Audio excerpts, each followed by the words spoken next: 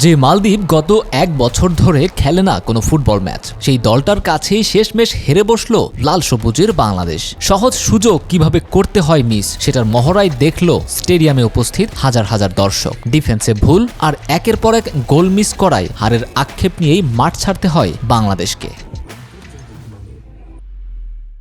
Kings অ্যারেনায় একক আধিপত্য দেখিয়েছে ফাহিম ফয়সালরা। ফিনিশিংয়ের দুর্বলতায় শেষ পর্যন্ত 1-0 গোলে হারার পর বড্ড অসহায় মনে হয়েছে টিম বাংলাদেশকে। সেই সাথে তাদের দুর্দশার এমন চিত্র মাঠে বসেই দেখলেন নবনির্বাচিত সভাপতি তাবিথ আওয়াল। হয়তো মনে মনে ভাবলেন দলের 12টা বাজিয়ে রেখে গেছে সালাউদ্দিনরা।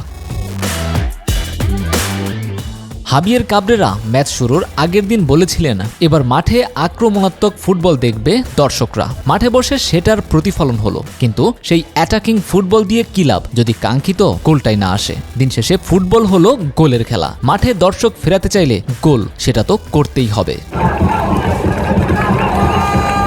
শুরু থেকে ম্যাচের নিয়ন্ত্রণ ছিল বাংলাদেশের হাতে। বেশ কয়েকটি আক্রমণ সাজিয়েছিল স্বাগতিকরা। 18 মিনিটে বক্সের সামনে ফাউল করে প্রতিপক্ষকে ফ্রি কিক উপহার দেয় বাংলাদেশ। হামজা মোহাম্মদের নেয়া শটে বাংলাদেশ বক্সের মধ্যে ফ্রি হেড করেন আলী ফাসির। গোলরক্ষক মিতুল মার্মা ছিলেন নীরব দর্শক। ঠিক সেই মুহূর্তেই এগিয়ে যায় মালদ্বীপ। দর্শক গ্যালারিতে তখন শুধুই নীরবতা।